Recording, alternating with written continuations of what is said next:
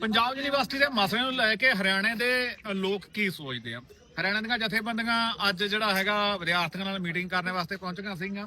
ਮੇਰੇ ਨਾਲ ਭਾਈ ਸਾਹਿਬ ਨੇ ਜਿਹੜੇ ਕਿ ਐਸਕੈਮ ਦੇ ਜਿਹੜਾ ਹੈਗਾ ਹਰਿਆਣਾ ਦੇ ਵਿੱਚ ਜਨਰਲ ਸੈਕਟਰੀ ਨੇ। भाई जी आपका नाम ते आपका ਜਿਹੜਾ ਸਾਰਾ ਦੱਸੋ।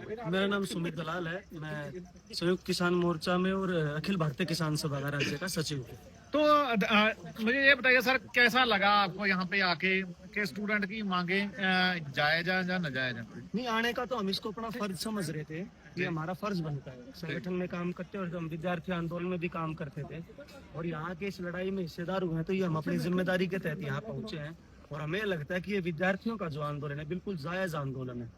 आज पूरे देश में सरकार जो है लोगों के जनवादी जो अधिकार है, संवैधानिक जो अधिकार है, उनके ऊपर हमला कर रही है, उनकी आजादी को छीनना चाह रही है। इसी के तहत यहाँ की सीनेट के अंदर जो बदलाव करना चाह रही थी, या अब यहाँ पे जो सीनेट के चुनाव नहीं करा रहे, तो हम समझते हैं डेमोक्रेसी के ऊपर बहुत बड़ा हमला है। और इसके माध्यम से सरकार जो है पूरे यूनिवर्सिटी को और यहाँ के शासन प्रशासन को, यहाँ की संचालन जो प्रक्रिया उसको अपने कब्जे में लेना चाहती है, जो बहुत ज्यादा गलत है। यहाँ पे जो विद्यार्थियों का हक है वो उनको मिलना चाहिए। इलेक्शन होने चाहिए, क्यों नहीं? सरकार किस बात से डर रही है? क्या सरकार विद्यार्थियों के इस यहाँ पे जो डेमोक्रेटिक तरीके से जो इलेक्शन होते हैं इससे डर रही है? और डर रही है तो क्यों डर रही है? शायद हो सकता है वो इसलिए डर रही है, अगर यहाँ पे सीनेट होंगी, यहाँ पे स्टूडेंट्स के चुने हुए प्रतिनिधि होंगे, तो कल को वो जो यहाँ पे सरकार अपने निर्णय थोप रही है उनका विरोध होगा, तो इसलिए हम इसको जायज आंदोलन समझते हैं। तो मुझे ये बताइए कि हरियाणा जैसे पंजाब में लगभग हर एक व्यक्ति को पता है कि ये सेनेट का आंदोलन चल रहा है, हरियाणा में कैसी स्थिति है अभी इस वक्त? बिल्कुल सबको पता है, अखबारों के माध्यम से भी पता है। और अभी 13 तारीख को हमने संयुक्त किसान मोर्चा हरियाणा की मीटिंग हुई थी, उसमें भी हमने प्रस्ताव रखा था और पूरी सभी संगठनों ने उसके समर्थन में ये निर्णय लिया। और आज यहाँ पे इस मीटिंग में जो निर्णय हुआ है हम इसके बारे में भी जाके अवगत कराएंगे। और अभी 26 तारीख को जो पूरे देश का दिल्ली का किसान आंदोलन हुआ था 26 नवंबर को, उसके 5 साल हो जाएंगे, तो उस मौके पे हिसार में एक बहुत बड़ा प्रदर्शन होगा। तो उनके अंदर भी हम लोग इस मांग को रखेंगे कि यहाँ के जो विद्यार्थियों के जो अधिकार है और उसका जो आंदोलन का दमन सरकार कर रही है, इसके साथ हम वहाँ पे बिल्कुल सबको पता है और लोग इस बात को समझते हैं। लेकिन कुछ कई बार होता है कि भारतीय जनता पार्टी की सरकार बड़ी शातिर सरकार है, वो इसको हरियाणा पंजाब और जिस तरह के इश्यूज में कन्वर्ट कर देती है। लेकिन लोगों को उनकी मंशा का पता है, वो इस धोखे में नहीं आएंगे और वो बिल्कुल आपके इस आंदोलन के साथ हैं। तो मुझे ये बताइए, जब आज अंदर मीटिंग हुई तो वहाँ पे कैसा माहौल था और किस बातों पे चर्चा हुई?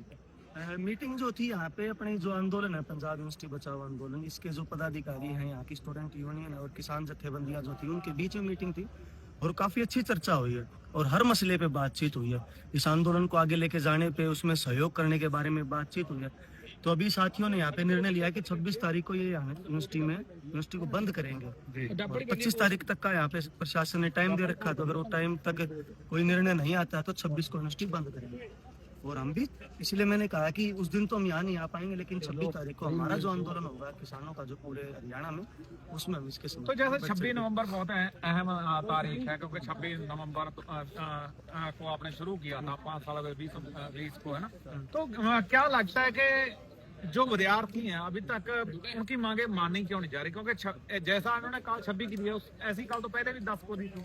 असल में भारतीय जनता पार्टी की जो सरकार है इसका एक करेक्टर है विशेष जी। ये जितने भी शांतिपूर्वक आंदोलन हुए ना, उन आंदोलनों को लंबा खींचना चाहते हैं, इसलिए उनका समाधान नहीं करती। अब लगभग अपने इस आंदोलन को भी 20 दिन हो गए, लेकिन इन्होंने एक अपना नोटिफिकेशन वापस लिया, लेकिन जो इलेक्शन का नोटिफिकेशन है वो जारी नहीं करे। इनकी नीति है कि आंदोलन को लंबा खींचो ताकि वो कमजोर पड़ जाए, टूट जाए। इसके तहत ये कार्रवाई नहीं करे, वरना तो इतने दिनों में तो इनको झुक जाना चाहिए। और मुझे ये बताइए, जैसे यहाँ पे लगातार राजनीतिक लोग आ रहे हैं, स्टेज से बोल रहे हैं, ठीक है, तो आप जैसे आप लड़ने वाले बंदे हो और दूसरे जो जमात है वो जिनके खिलाफ लड़ते हो, तो ऐसे में कैसे मान लो कॉम्बिनेशन बढ़ाएंगे आप?